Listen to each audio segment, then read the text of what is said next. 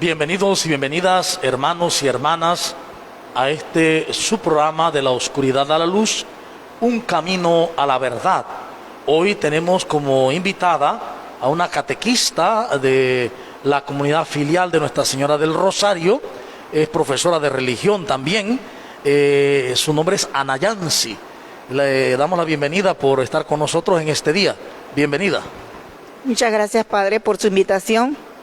Esto es como una bendición para mí y espero corresponderle.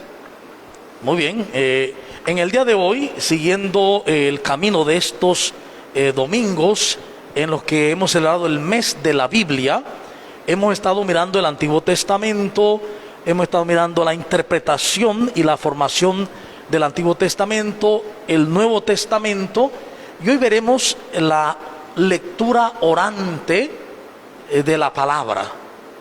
Los domingos anteriores vimos un poco de historia, un poco de algo de exégesis, un poco de formación, pero hoy vamos a ver la lectura orante de la palabra. Es decir, que la Biblia no solo es un libro que se lee o que se proclama o que se escucha, es también un libro que se ora. Desde este punto de vista tenemos que remontarnos también al antiguo Israel, donde ya en su momento habían algunas formas de oración bíblica, aparte de los salmos, ¿no? Encontramos en la interpretación bíblica un sistema llamado Pardesh. Este sistema Pardesh es una forma muy particular de interpretación de la palabra y se basa en niveles. El primer nivel, el de Pesha, es un nivel de superficie. El texto se lee en su propia lectura, en su superficie, linealmente. Luego tenían otra lectura que era el Darash o el Remetz. En este Remetz, que es el segundo nivel, se empieza a ver la parte alegórica del texto, la parte de pronto comparativa, simbólica, etc. Luego venía el tercer nivel, que era el Derash. De ahí viene el término que se hace muy común entre la teología bíblica, que es el Midrash. El Derash es una pregunta que se hace sobre la palabra que se da en un momento y situaciones similares que se dan en otro momento. Se hace una relectura de la palabra respecto a la situación de ese momento, y esa es la relectura edificante. Y el cuarto nivel, que es el más profundo, se llama Sod. La lectura Sod es una lectura profunda que requiere ya una intimidad con esa palabra que se nos ha regalado. Ese era más o menos el sistema de interpretación más común que había en Israel. Se llamaba la interpretación del huerto, porque Pardesh significa huerto. Y se decía que era ir a tomar en el huerto los frutos de la vida, en esa forma de interpretación. Pero además de esta forma, había una manera de mirar la Biblia en la forma antigua hebrea, que tenía 4 pasos. El primer paso era precisamente la palabra, una palabra vista en su lectura original, tal como estaba. Luego que se hacía la palabra, se leía la palabra, se pasaba a un segundo nivel, que era el nivel de la ventana. Es decir, la palabra la leo y ahora con la palabra me asomo en la palabra como en una ventana. Es decir, leo la palabra y hay una ventana con la que me asomo, o por la que me asomo a lo que la palabra dice. Había un tercer elemento, una tercera fase, que era el espejo. Ellos decían, luego de asomarme a la palabra, de ver como una ventana a la palabra, ahora la palabra se me vuelve espejo, donde me veo a mí, donde esa palabra me refleja a mí. Y un cuarto nivel, que era la persona, En el mundo hebreo no había la palabra persona porque viene del griego. Sería más o menos como el ser. En esa última parte, esa cuarta dimensión, era donde no solo yo me encontraba con el ser, sino que me descubría uno con el ser.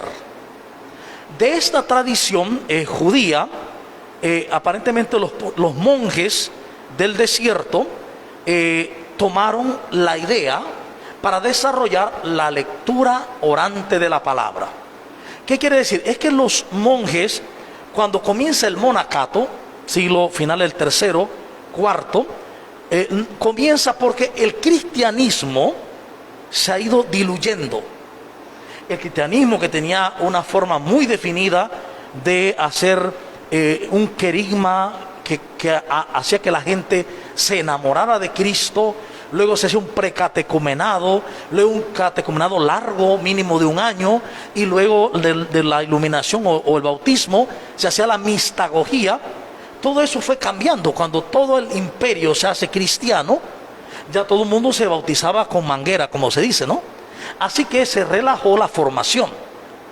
Entonces los monjes son hombres o mujeres que deciden irse al desierto, no para huir de la gente, sino que en medio de donde están no se les permite acceder al mensaje original de la palabra. Entonces se van al desierto para llevar a cabo un encuentro más personal, más cercano con Dios, y a la vez para poder tener un encuentro más cercano con las personas. Es decir, lejos de irse, de huir de las personas, van a formarse para relacionarse mejor con las personas. Y cada vez que había una situación en los monasterios iniciales, se decía que todo había que buscarlo en el origen. Entonces los monjes iban a Jerusalén, porque en Jerusalén estaba como la cuna de todo donde había comenzado. Todo realmente había comenzado, si bien es cierto, Samaria, pero también en Jerusalén. Jerusalén se había vuelto el lugar santo porque Jesús había muerto y resucitado. Entonces ellos iban a Jerusalén. Parece que en esas idas y venidas, ¿no?, ellos se informaron de este sistema espiritual de oración de la palabra, el texto como palabra, como ventana, como espejo y como ser. Entonces de allí ellos desarrollan la lectio divina. Y decía San Gregorio, el que escucha la palabra, solo el que la escucha es el que obra como la palabra. Se escucha la palabra para vivir según la palabra. No tiene otro sentido. Porque si escuchas la palabra y no vives según la palabra, no la escuchaste. Entonces, el tesoro de los monjes se convierte en esta práctica. La práctica de la lectura orante de la palabra, que tiene 4 pasos desde el inicio. La lectura de la palabra, la meditación de la palabra, la meditatio, la lectio, de viene el nombre, lectio divina, la lectio, la lectura, la meditatio, la meditación, la oratio, la oración, y la contemplatio o la contemplación. Esos son los 4 pasos de la lectio divina originales. Actualmente le han aumentado 2 pasos más, hasta 8 pasos. Que si la acción, que si el discernimiento, que si no la evaluación. Pero eso son cosas ya aumentadas ahora último. En el principio de la lectio divina o lectura orante de la palabra están estos 4 pasos. La lectura del texto, la meditación del texto, la oración del texto y la contemplación del texto. Entonces, en este sentido, preguntarte ya algo, ¿no?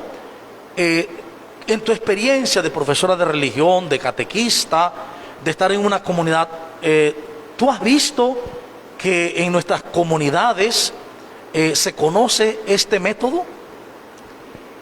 Bueno, yo como catequista y como practicante de la palabra, pienso que nos falta mucho. Nos falta mucho por conocer más nuestra lectura. Pienso que las personas toman nuestra Sagrada Escritura de una manera muy rutinaria, no profundizan. buscan el capítulo tal, el versículo tal, lo leen, lo comentan y ya, pero no aplican los 4 pasos que tiene la lectio divina. Muy bien, entonces miren, vamos a tratar de describir un poco rápidamente lo que son estos pasos. El primer paso de la lectio divina podríamos decir que es antecedido por una preparación. Siempre que se va a hacer lectio divina hay una preparación. Esa preparación es la apertura al Espíritu Santo. En esa preparación se hace un tiempo de silencio, un canto, se puede hacer un canto grupal, se puede hacer un canto personal, invocando al Espíritu Santo. ¿Qué significa invocando? Diciendo o proponiéndose uno abrirse al Espíritu del amor de Dios y dejarnos conducir por ese Espíritu en ese momento de lectio. Es la primera disposición, por lo cual se requiere una profunda humildad, reconociendo que en esta práctica espiritual tengo que dejar a un lado mi yo,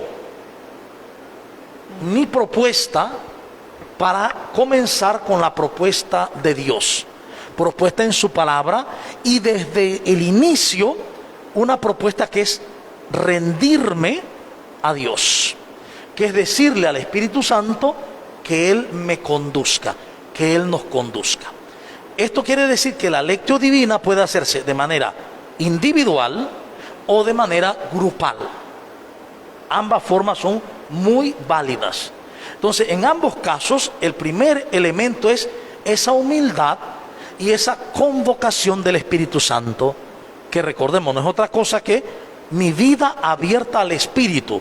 No es que esperemos que llegue un rayo que me despeluque los brazos, no, es apertura a una persona, a la persona del Espíritu Santo, a la persona del amor de Dios. Hecha esta preparación en un ambiente de silencio, entonces comenzamos el primer paso. El primer paso, que es la lectura. Para ese primer paso escogemos un texto. Hoy vamos a escoger el texto, una parte del texto del Evangelio de hoy, de Marcos 9, del 38 al 46, al 41. Una parte nada más, porque como son varios temas en el texto del domingo de hoy, pues vamos a ver un solo tema, que es el del 38 al 41. Este texto, en la primera parte de la lectura, es leer el texto. ¿Cómo se lee? Como se lee un texto. Juan le dijo: Maestro, hemos visto a uno que expulsaba demonios en su nombre y no viene con nosotros, y tratamos de impedírselo porque no venía con nosotros. Pero Jesús dijo: no se lo impidan, pues no hay nadie que obre un milagro invocando mi nombre y luego sea capaz de hablar mal de mí. Pues el que no está con nosotros, contra nosotros, está con nosotros. Ahí lo dejamos. Es una perícopa. Entonces, primero miramos el texto, nos ponemos en las manos de Dios, conscientes de estar en su espíritu, y le decimos: Señor, vamos a realizar esta lectura orante de la palabra, que nuestros corazones estén abiertos para que el Espíritu Santo nos conduzca y vivamos plenamente este momento de gracia, de vida, de alegría y de salvación, por Jesucristo nuestro Señor. Ahora, entonces, miramos el texto. ¿Qué vamos a mirar del texto?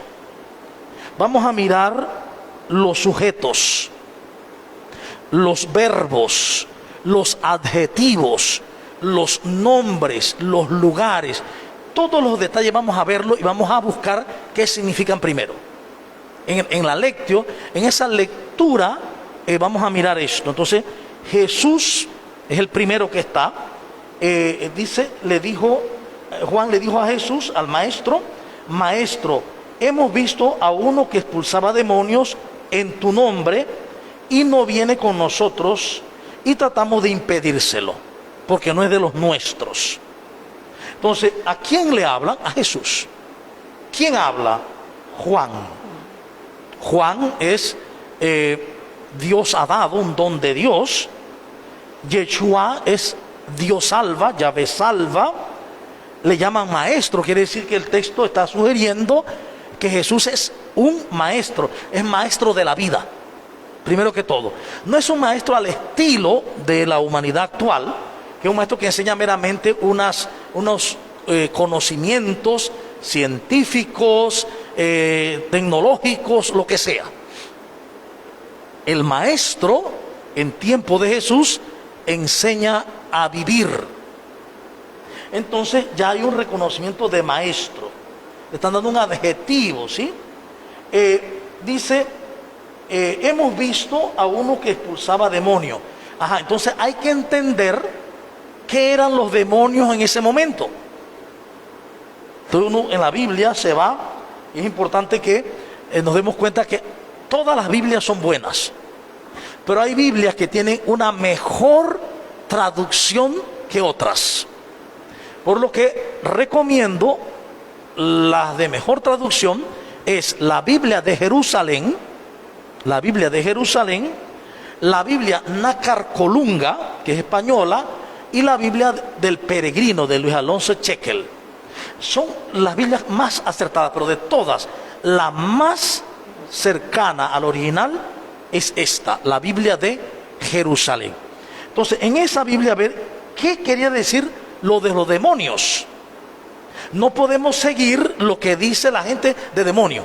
Se le metió un demonio, le salió un demonio. No, esa forma no es la que tenemos que usar. Hay que buscar qué significaba un demonio o qué era el efecto, qué es lo que causaba.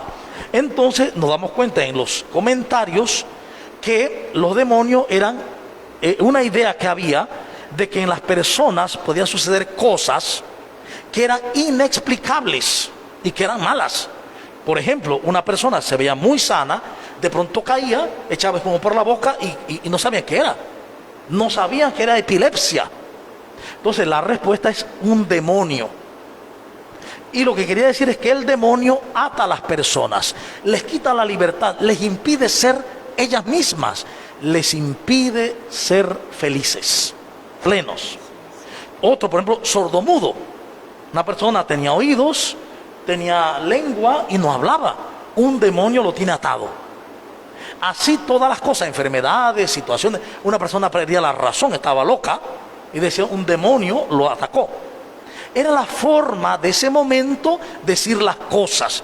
Como hace, para compararlo, hace un par de años, todavía en muchos lugares hoy, cuando pasa una persona tiene un sueño REM en la noche, es decir, esos sueños donde el cerebro se despierta primero y el cuerpo no, entonces el cerebro busca una respuesta y se siente atado, que no lo dejan moverse, que grita y nadie le escucha. Entonces la bruja me estaba majando.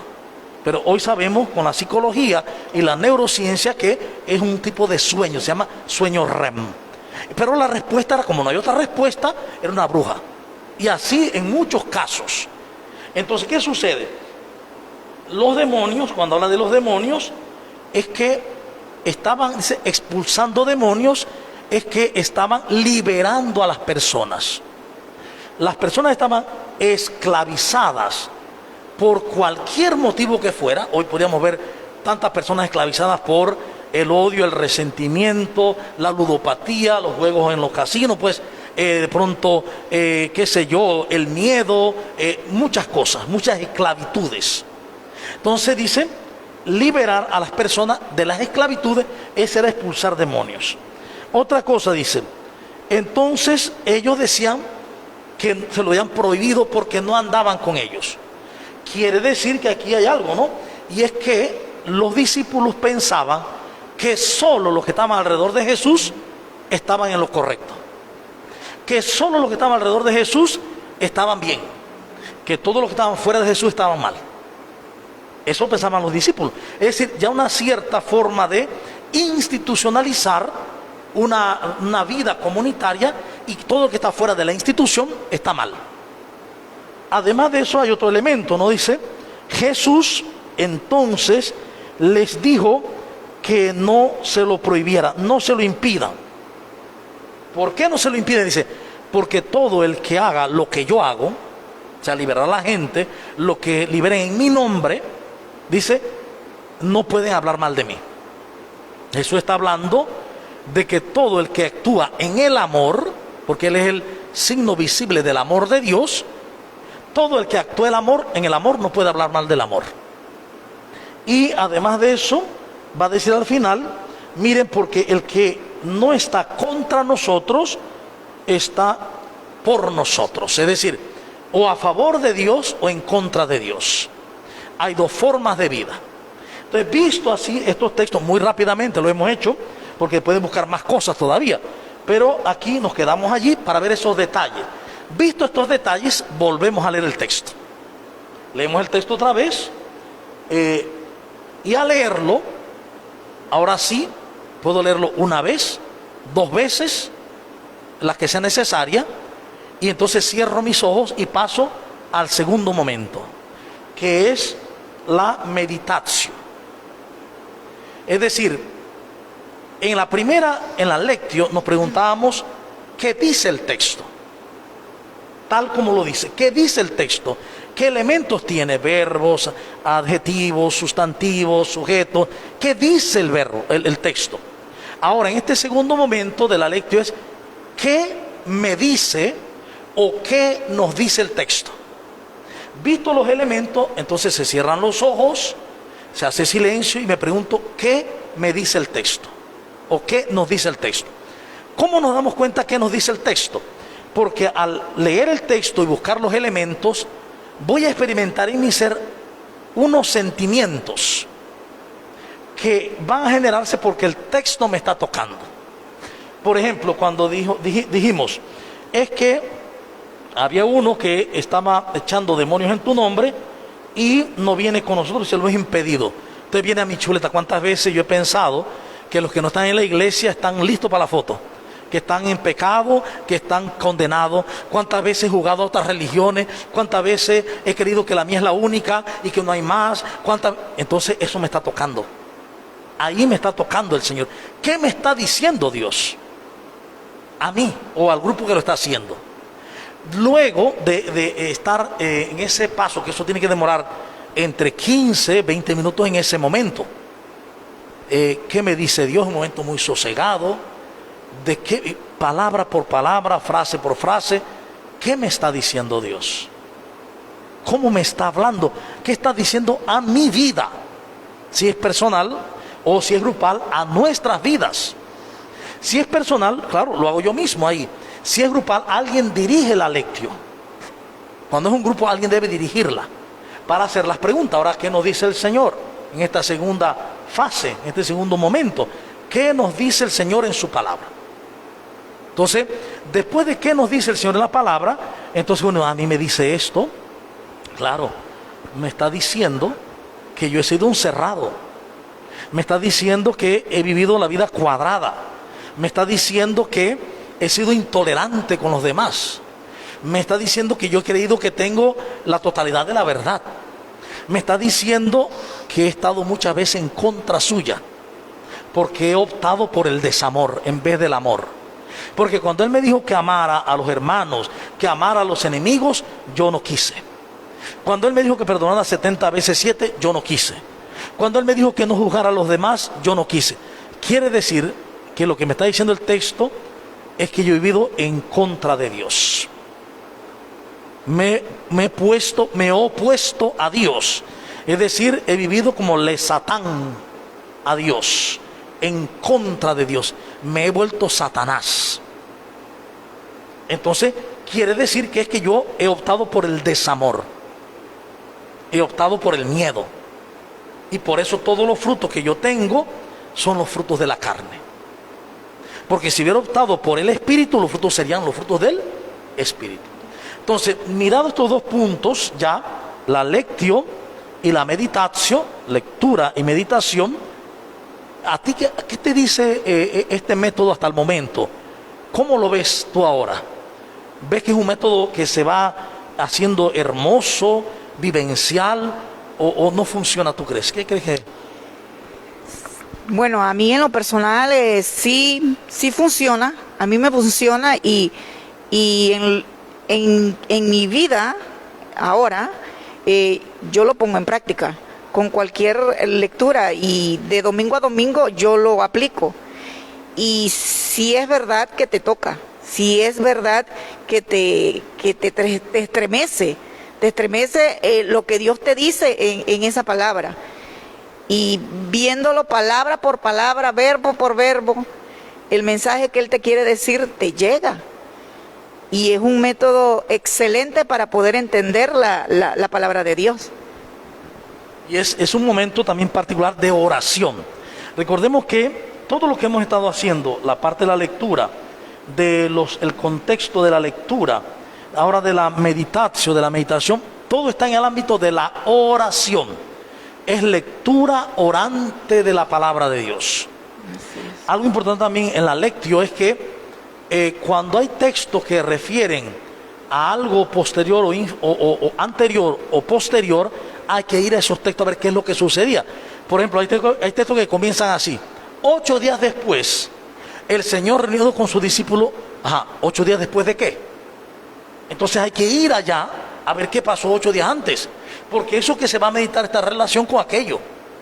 Es decir, no se puede leer un texto sin tomar en cuenta su contexto y su pretexto, los textos anteriores, para poder hacer una correcta oración bíblica. Entonces, mira, hecha ya la lectio, hecha ya la meditación, ese tiempo, esos 20 minutos, en los que hemos meditado con la palabra, hemos preguntado qué nos dice la palabra, a qué me llama la palabra, hacemos el tercer paso de la lectio, que es la oratio o la oración. En ese tiempo de oración nos hacemos otra pregunta: ¿qué le respondo a Dios? ¿O qué le respondemos a Dios?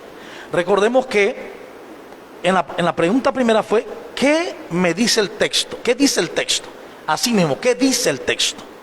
En la segunda, ya en la meditación, es: ¿qué me dice el texto? Ahora es: ¿qué le respondo yo a Dios con eso que me dijo en el texto? Entonces, el tiempo de oración tiene que estar relacionado con el texto. Por ejemplo, llegado el momento de la oración, después de este momento meditativo, decimos: bueno, Señor, gracias porque tú eres mi maestro. Y hoy reconozco que lo que tú quieres, ante todo, es enseñarme a vivir. Yo creía que lo que tú querías era que te pusiera unas florecitas, que te pusiera velas, que te cantara, que levantara los brazos, que te dijera que eres grande y poderoso y bendito sea. Pero hoy me doy cuenta que eso ya tú lo sabes y que no te engrandece nada de lo que te decimos, no te aumenta nada tu gloria lo que digamos. Por lo tanto, hoy me doy cuenta que lo que tú quieres conmigo es ser mi maestro. Por eso hoy ya no quiero seguir a los maestros del mundo. Hoy ya no quiero seguir a ningún maestro que me lleve una vida errónea en el desamor. Hoy quiero que seas tú mi maestro. Y aquí estoy. Por eso, Señor, también quiero decirte que efectivamente muchas veces me he cerrado a los hermanos. Muchas veces he creído que solo mi verdad es la verdad. Muchas veces he dicho que solo esta iglesia es la única verdadera. Y he despreciado a todos los demás, cuando todos son hijos de Abraham. Muchas veces he dicho que los demás se van a condenar si no vuelven a la iglesia católica. Muchas veces he desoído lo que tú has dicho en la iglesia a través del Concilio Vaticano II, donde llamas a que Dios, las semillas del verbo están en todos lados. Muchas veces lo he hecho porque no sabía tan bien, porque no me he dado tiempo para estudiar los documentos de la iglesia, porque no me he dado tiempo para estudiar lo que nos dice los documentos de la iglesia latinoamericana, Aparecida, etc. Por eso, Señor, yo quiero decirte que sí he fallado. Me he sesgado del camino del amor, pero hoy tú me llamas al amor. Por esa razón quiero estar de tu parte. No quiero estar más ya en contra tuya. Quiero creer todo lo que tú me dices. Si me has dicho que perdona 70 veces 7, es porque realmente se puede y porque realmente es bello, porque realmente es liberador. Entonces voy a asumir perdonar 70 veces 7. Si tú me dices que hay que amar a los demás como a uno mismo y que hay que amar al enemigo, al que me odia, yo lo creo, Señor, y lo voy a hacer. No a la fuerza, sino creyendo en tu amor y siguiendo el movimiento de tu amor en mí, amaré a los demás, amaré a todos, Señor. Y por eso cuando tú me dices que no juzgue, que no mire la pajita en el ojo ajeno, sino la viga en el mío, eso haré de aquí en adelante. No voy a juzgar a nadie, no voy a condenar a nadie, no voy a señalar a nadie, porque quiero estar siempre a tu favor. Porque me doy cuenta que hoy que lo que te hago a ti, se lo hago a todos y me lo hago a mí mismo. Y lo que le hago al otro, te lo hago a ti y me lo hago a mí. Hoy quiero vivir una manera nueva como tú me lo dices. Algo semejante, ¿no? Algo semejante, uno puede hacer esa oración. Eso se hace en silencio. En silencio, con el corazón. Hay que decirlo de corazón, no solamente de ideas. Hay que sentir lo que digo, que sea un sentimiento real. Si es en grupo, uno lo que hace es que uno dice, bueno, ¿alguien tiene algo que decir que Dios le ha dicho? Y luego en la tercera parte, en la oración, alguien quiere decirle algo a Dios de lo que la palabra le ha dicho, entonces hace en grupo, ¿no? Ese es el momento de la oración. Recordando la oración que no es pedirle a Dios. No es querer convencer a Dios de que haga algo que yo creo que sí es verdad y que pienso que Dios se ha equivocado, porque lo está haciendo distinto. No es pretender, como decía San Agustín, cultivar a Dios. Decía San Agustín, gran orante no es aquel que quiere decirle a Dios lo que él quiere, sino que escucha de Dios lo que él le dijere. Es decir, la oración es ante todo escucha y luego respuesta. Pero no es un querer decirle a Dios lo que tiene que hacer, como si Dios pudiera perder el norte. No, Él es la verdad. Por tanto, en la oración lo que busco es sintonizarme con Él.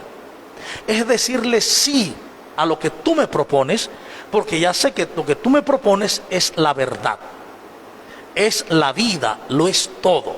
Entonces, por eso es tan importante entrar en este momento de oración, incluso hacer un alto, porque cuando vamos al culto, vamos a orar también. El culto no hay mayor oración que la Eucaristía, no hay mejor oración que la Eucaristía, la más completa, la más perfecta.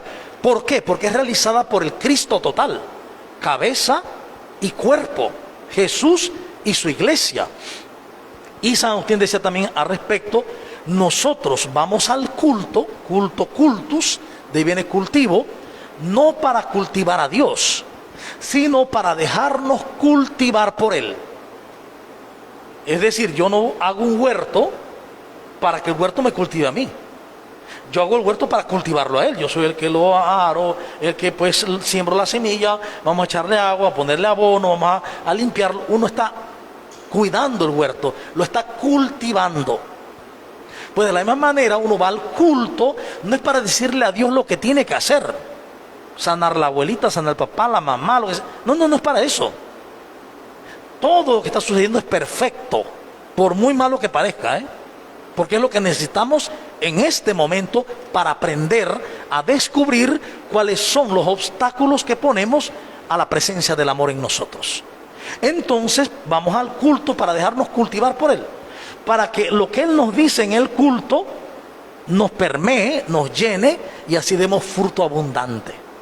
Ese es el sentido de la oración. En palabras más simples, uno ora y en la oración se abre al amor. Y cuando uno sale de la oración, en la relación entrega amor. Es como para hacer una comparación, usted agarra el celular, si su celular o su móvil usted lo quiere funcionando, usted tiene que conectarlo y cargarlo. Luego que lo carga, entonces ya puede usarlo. Pero usted lo puede usar porque lo cargó. Si no se carga, se descargó totalmente y queda inútil. Igual nosotros oramos para abrirnos al amor de Dios. Y consciente de ese amor de Dios, en la acción podamos dar amor. Si nos cerramos al amor, no podemos dar amor, porque somos un vehículo del amor.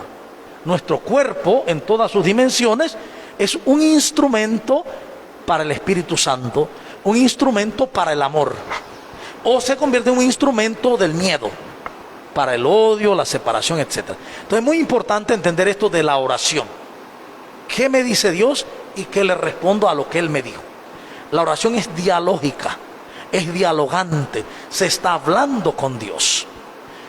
El cuarto paso de la lectio divina es la contemplatio o la contemplación. Y aquí entramos en un tema que muchas veces se vuelve un poco pedregoso para las personas. ¿Por qué? Porque no se entiende la idea de contemplar. ¿Qué es contemplar? Entonces pareciera que fuera algo como suprahumano, algo que solo algunos pueden hacer. No, no, no. La contemplación es algo que está en nosotros. Eso está en nosotros. Igual que los 4 pasos están en nosotros. Cuando tú ves un niño que sale y por primera vez ve una mariposa y se queda, wow, ¿qué es eso? O ve de pronto una tarde después de haber llovido, ven un arco iris y quedan absortos. O cualquiera de nosotros que vemos una luna llena hermosa como la de octubre, entonces uno queda maravillado. Uno la mira y no está pensando nada. No está pensando, no sé, es una roca semirredonda que está llena de minerales y metales y por eso refleja el sol. Y lo que estoy viendo, nadie piensa eso. Estamos viendo la belleza de su luz, la belleza de ese cuerpo celeste. La contemplación ya no está pensando cosas. Está dejando que el corazón quede absorto. Entonces, con la palabra sucede lo mismo.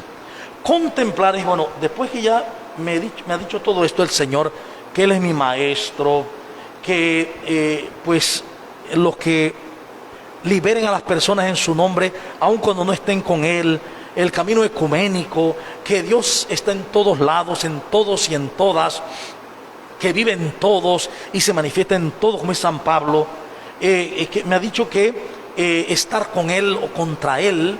Entonces cierro mis ojos y sin pensar ya nada contemplo el texto como si estuviera allí en el mismo momento que Jesús lo está diciendo, allí.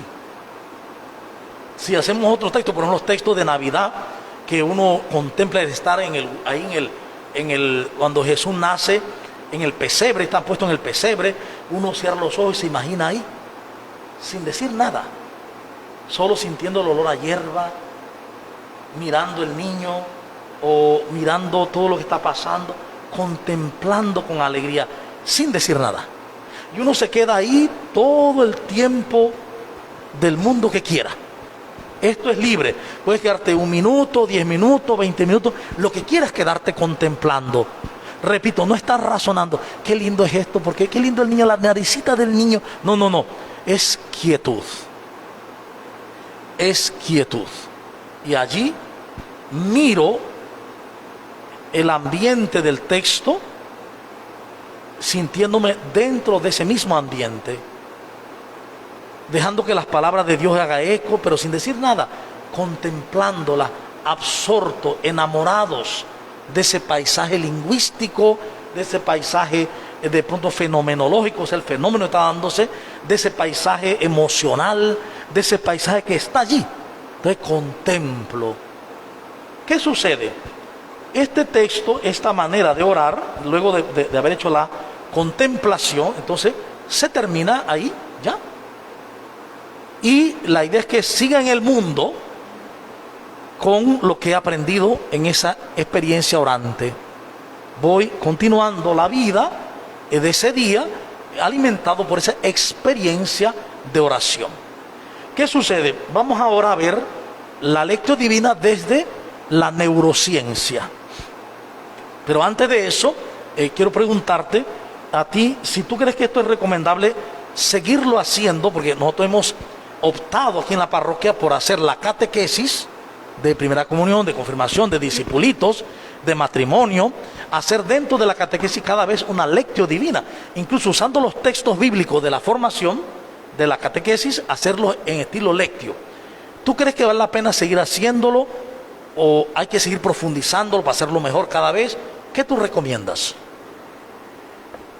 Bueno, viéndolo ya desde ese punto de vista y ya recordando todos los pasos que conlleva la lectio, sí, yo pienso que sí es necesario, es imprescindible seguirlo haciendo. Es más, es enriquecedor para las catequesis y para los catequizandos. Se hace como más dinámica lo que es la misma catequesis, y pienso que aprendemos un poco más, aprende el catequista como el catequizando. Muy bien, gracias. Vamos a mirar esto de la neurociencia, porque hoy por hoy hay un encuentro entre espiritualidad y ciencia. Fíjense que a nivel de espiritualidad todos tenemos la misma base, sea budista, sea católico, sea cristiano, sea cristiano católico, cristiano evangélico, sea lo que sea. Todos tenemos una misma base. ¿Cuál es? El silencio que hace reconocer el amor. En todos, el silencio que hace reconocer el amor en nosotros, el amor de Dios. ¿Qué sucede?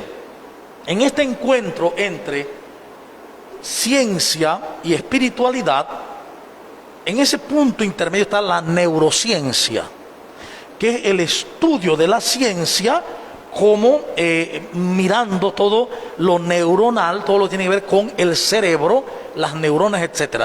¿Qué sucede? Que según la neurociencia, las neuronas funcionan como circuitos. Entonces, en la medida que uno va haciendo una experiencia, esa experiencia se graba en el cerebro y las neuronas con sus dendritas se van tocando y van haciendo un circuito sobre la idea, como una instalación. De tal manera que luego de repetirse 2, 3 veces, 4 veces, queda instalada esa idea. Cada vez que nos toque un punto que refiera a esa idea, se hace el recorrido eléctrico de una vez y se recuerda la idea. Por eso la obsesión, los pensamientos obsesivos compulsivos, los pensamientos de miedo, eso se debe a que hay unas instalaciones en nosotros que generan todo eso. Preocupación, celos, todo eso está hecho ya en el cerebro, instalaciones. Hay tantas instalaciones como, por ejemplo, hay personas que el hecho de ver a alguien fumando le da ganas de apalearlo. Es una instalación que tiene hecha.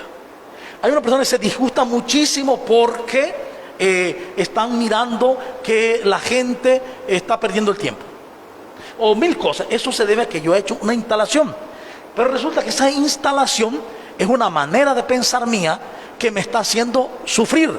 No es que nadie me hace sufrir. A nosotros nadie nos hace sufrir. Sufrimos porque pensamos de tal manera que vamos haciendo esas instalaciones. Desde la neurociencia, entonces, la lectio divina tiene un fenómeno particular. Y lo hago porque ya también la neurociencia ha estudiado no solo la oración bíblica, sino también la oración budista. De hecho, el año antepasado, el hombre más feliz del mundo fue, por estudios de neurociencia, fue un monje francés que a la vez es ingeniero biomolecular y que es monje, que se llama, se me falta el nombre, él tiene esa capacidad de meditación. Y le midieron que efectivamente tenía el mayor grado de dicha, de felicidad. Y se debía a que cuando meditaba, cada vez que uno medita y guarda silencio, las uniones neuronales se debilitan. Y entre más medito se sueltan. Y se deshacen los circuitos que hemos hecho. Y se pueden hacer nuevos circuitos. Si he hecho circuitos de miedo, de angustia, de ira, entonces al meditar abandono esos circuitos y hago nuevos circuitos de amor, de ternura, de paz, de alegría. Es decir que orar, y dentro de esa oración la lectio divina, leer, meditar, orar, contemplar, es un ejercicio también de neurociencia que hace que la mente se aclare, que la mente se acalle y encuentre ese lado luminoso de la mente, ese lado puro de la mente. Es como, por así decirlo, cuando usted tiene un riachuelo muy bonito de pronto, pero a cada instante están pasando las carretas por ahí o los carros, usted va a ver que continuamente ese riachuelo está sucio, porque los carros están pasando y están revolviendo el agua. Pues esos carros pasando es como el cerebro lleno de pensamientos. Siempre pensando, siempre preocupado, y esto, y lo otro, y lo otro. Pensamientos que generalmente están ubicados en el pasado. Mira lo que hizo, lo que hizo, lo que me hizo, lo que hicieron, lo que hice. O en el futuro, lo que vendrá, lo que va a pasar, lo que... Esos pensamientos continuos mantienen turbia nuestra mente. Si los carros dejan de pasar y esperamos un momento, el agua de ese riachuelo todo se va a sedimentar y va a adquirir la claridad y la transparencia cristalina del agua. Igualmente, cuando dejamos de estar pensando y pensando, imaginando, de pronto suponiendo cosas, sino que nos acallamos, hacemos silencio y tomamos la palabra, no abriéndole que a ver qué me dice la palabra, y la abro a ver qué me dice Dios, porque hay incluso un chiste sobre eso, que un hombre estaba preocupado, pensando lo que había hecho y entonces dice, Señor, dime algo, y abre la palabra y pone el dedo ahí, a ver qué dice, lo negó. No puede ser esa palabra para mí. ¿Cómo que lo negó? Yo no puedo haberlo negado. Señor, dime algo más. A ver aquí, lo entregó. No, eso no puede ser lo mío, Señor. Y otra vez abre el texto, dice, lo traicionó. No puede ser, Señor, dime algo. Y abre el nuevo y dice, se ahorcó. O sea, eso no se puede hacer así, que yo abro el texto a ver qué me dice Dios. No, vamos a abrir el texto y vamos a hacer un ejercicio consciente y amoroso con la palabra.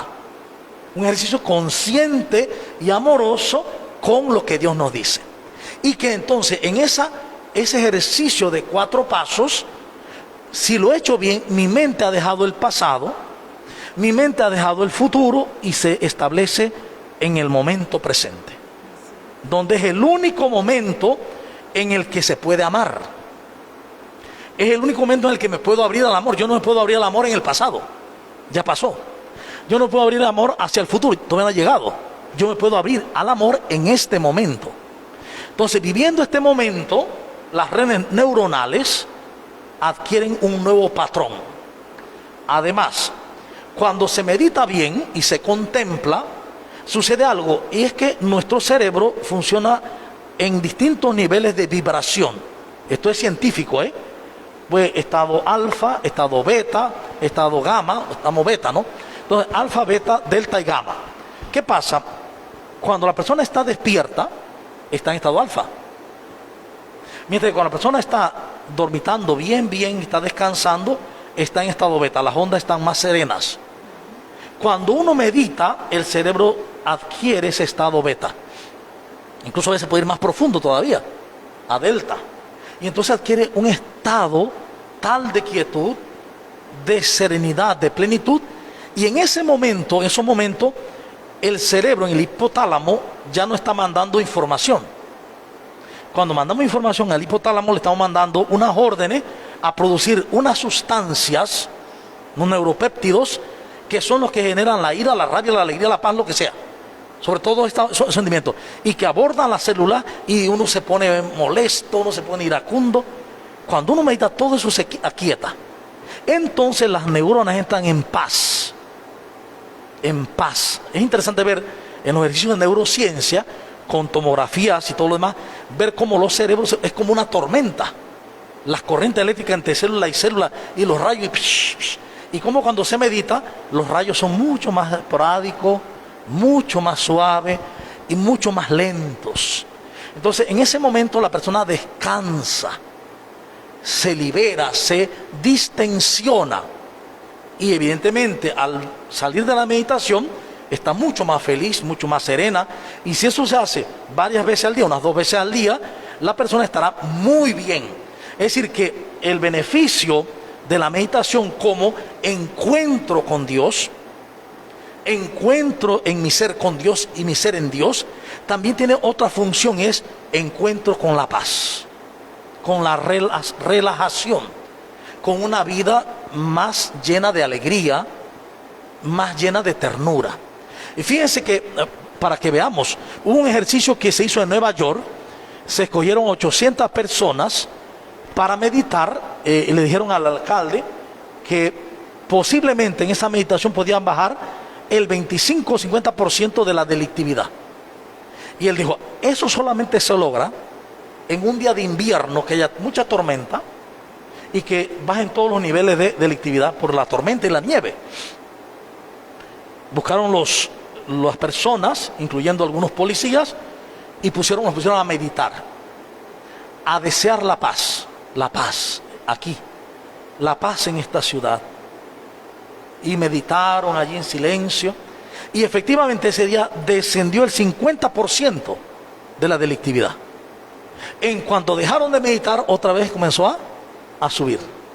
Es decir, los estados meditativos, los estados de oración bien hechos, no estados que es una repetición, una corredera, no, bien hechos del corazón, hacen que la realidad se modifique, hacen que las cosas cambien.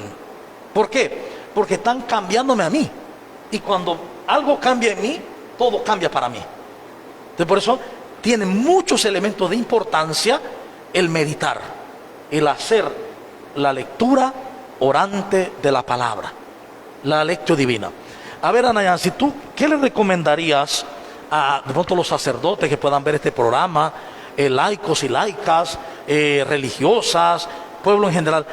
¿Tú le recomendarías que hiciéramos un esfuerzo por volver a la lectio, por aprenderla bien, hacerla en familia? ¿Qué recomendarías tú? Bueno, yo recomendaría que sí, que volviéramos a esa práctica, a esa maravillosa forma de meditar la palabra.